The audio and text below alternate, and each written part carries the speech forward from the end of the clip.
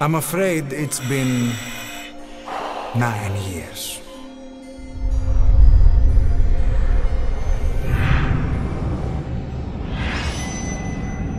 Hello ladies and gentlemen, it's Young here and welcome to part 1 of Kojima Speaks. Geoff Keighley from Game Trailers pulled Kojima aside for an interview in hopes to clear away a lot of the confusion out there and to squeeze out some new information. There's a lot to share, so I have split this information into 2 easy to follow parts. In part 1, I am going to cover general information such as settings, story, and gameplay. In part 2, I'll cover all the questions Kojima answered about the trailer, along with other specific information such as why David Hayter doesn't make a return. I'll cut out all the fat and just serve you guys the meat, the new information. So anyways, let's dive right into part 1.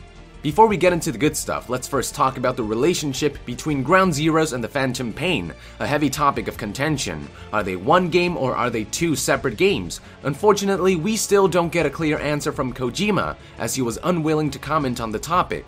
However, Kojima does tell us that both Ground Zeroes and the Phantom Pain make up the entirety of Metal Gear Solid 5, with Ground Zero serving as the prologue and with the Phantom Pain serving as the main game. This is very similar to what has been done in Metal Gear Solid 2 with the Tanker and Plant chapters, and very similar to what has been done in Metal Gear Solid 3 with the Virtuous Mission and Operation Snake Eater. The same way the Tanker and the Plant chapters make up Metal Gear Solid 2 Sons of Liberty, and the same way the Virtuous Mission and Operation Snake Eater make up Metal Gear Solid 3 Snake Eater, Ground Zeroes and the Phantom Pain make up the entirety of Metal Gear Solid 5 The Phantom Pain. So, up to that point, it's all very clear. It becomes confusing when talking about how Ground Zeroes and the Phantom Pain will be distributed.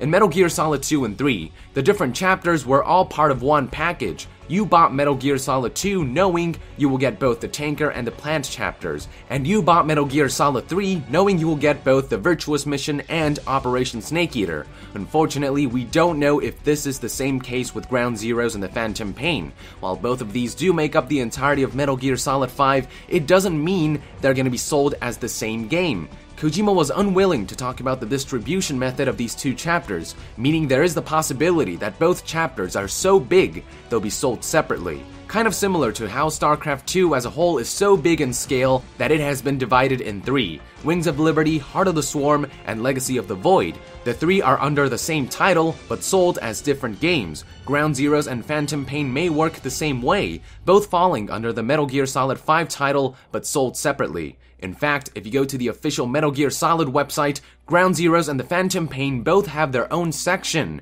as if they were 2 separate games. Also, when website Joystick contacted Konami, they too stated that Ground Zeroes and the Phantom Pain are 2 separate games sold separately. We will have to wait for the final word.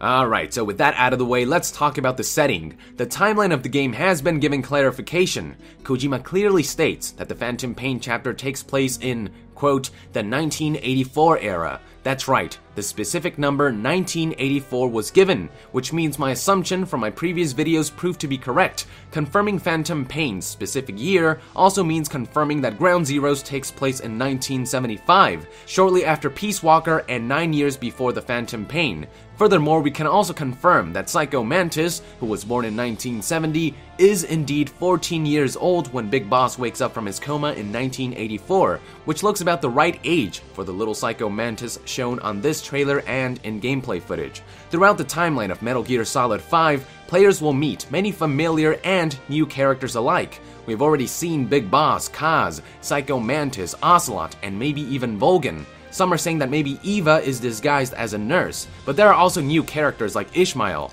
although many are assuming he's actually Frank Jaeger, aka Gray Fox, since during the 1980s, Gray Fox had been captured, tortured, and his face disfigured with his nose and ears cut off, which could possibly explain the bandages. Others are speculating that Ishmael will be a playable character, since the novel Moby Dick is presented in first person through the eyes of its protagonist, also named Ishmael. Sorry to say guys, but Kojima states clearly in the interview that players will play as one character and one character only, and that is Big Boss. But the theory about Ishmael being Gray Fox certainly has some merit, so I'll cover that in a future video. Kojima also states that the new characters in this specific game will evoke a different flavor than what Metal Gear Solid fans are used to. Even the character artist is trying to adjust with the change of direction, according to Kojima. Apart from offering different flavors of characters, the game will also offer a different, more mature and heavier story. Kojima doesn't talk too much about it, but he does confirm there's an underlying theme behind it and states that the theme is quite heavy. In fact, in a previous interview, Kojima stated that his next Metal Gear game would cover so many controversial themes and taboos, he feels the sales of the game will be negatively affected. Are you kidding me, Kojima? When people push the boundaries in a video game, they tend to sell quite well, with all the attention they get, as long as it is all well executed. Anyways, apart from what we know now from watching the trailer, I recommend you watch my previous trailer analysis, that is all that was revealed about the story. Basically that it would be quite different and quite heavy. That's not hard to believe, to be honest, with the amount of brutality and crazy that can be witnessed on the trailer alone. Also evolving is the gameplay. Kojima states confidently that Metal Gear Solid is still very much a stealth game, but will feel different from past games. Apart from the different tone, what sets this game apart is the open world. In past games, players will be placed at a specific time at a specific place with a specific mission, with specific soldiers positioned in specific spots. In other words, most of the infiltration and recon would be done for you. All players had to do from then was just knock out some soldiers or sneak past them and move from point A to point B. Metal Gear Solid 5 will change all that with both Ground Zeroes and the Phantom Pain. Kojima aims to make infiltration more simulated and realistic by offering an open world in which players decide when to infiltrate and how to infiltrate. The game will have a day and night cycle, and missions will play differently depending on the time of the day. During daylight, it may be more difficult to hide, but it will also be easier to do some recon due to higher visibility, also making navigation a lot easier. At nighttime, the shadows will be a huge help in keeping players hidden, but visibility will be vastly reduced. Also, the number of soldiers in a given location and their patterns will change based on the time of the day. So all of a sudden, decisions such as when players decide to infiltrate a facility or tackle a mission become vital. Missions themselves will also be much more open, with more of a sandbox feel to them.